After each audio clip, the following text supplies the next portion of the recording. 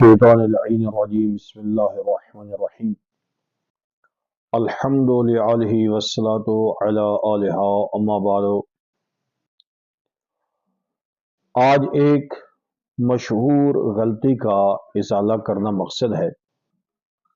عام طور پر ہمارے مقررین اور سٹیجر حضرات یہ پڑھتے رہتے ہیں کہ جب حضرت امام حسین علیہ السلام زمین کربلا میں تشریف لے گئے تو امام علیہ السلام نے بنو اسد سے یا ادھر جو لوگ رہتے تھے ان سے 60,000 دینار کی زمین یا 60,000 درہم کی زمین خریدی۔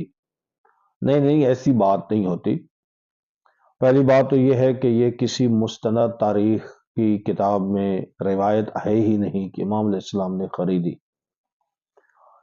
دوسری یہ ہے کہ ہمارا جو تشیع کا نظریہ ہے وہ یہ ہے، ہمارے ہاں جو روایت ہے وہ ہے کہ جس وقت جناب سیدہ اور جناب امیر المومنین علیہ السلام کی شادی ہوئی، اس روایت میں لفظ آتے ہیں وَجَعَلَ صِدَاقَهَا الْأَرْض، اللہ تعالیٰ نے جناب سیدہ کا جو حق مہر قرار دیا ہے وہ پوری کی پوری زمین ہے جی۔ اس اعتبار سے دیکھیں تو یہ پوری زمین جناب سیدہ کے حق مہر میں دی گئی ہے جی۔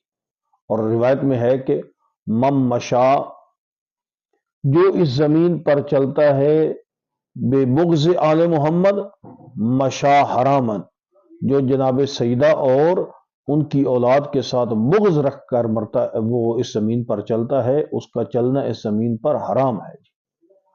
تو تقریباً اسی طریقے سے روایت کے الفاظ ہیں جی۔ تو اس کا مطلب یہ ہوا کہ یہ زمین امام معصوم کی ملکیت ہوتی ہے، ان کو کسی چیز کے خریدنے کی ضرورت نہیں ہوتی۔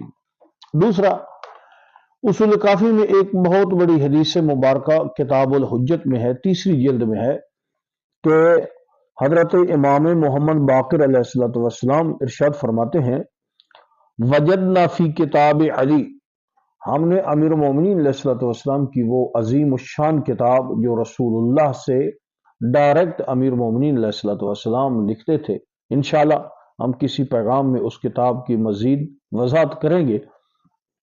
اس میں پانچویں امام ارشاد فرماتے ہیں ہم نے کتاب علی میں پڑھا ہے ان الارض للہ یورثها من یشاء من عباده والعاقبۃ للمتقین، کہ اللہ تعالیٰ اپنی زمین کا وارث جن بندوں کو چاہتا ہے بنا دیتا ہے۔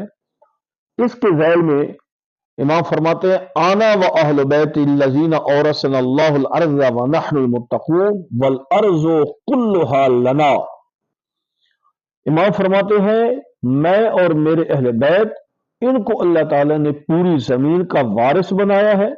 اور العاقبۃ للمتقین کی تشریح میں فرماتے ہیں نحن المتقون، وہ متقی ہم ہیں، والارض کلھا لنا، پوری کی پوری زمین ہماری ہی ملکیت ہے۔ اس کا مطلب ہے کہ امام وہ پوری زمین کا مالک ہوتا ہے، اس کو کسی جگہ سے خریدنے کی ضرورت نہیں ہوتی۔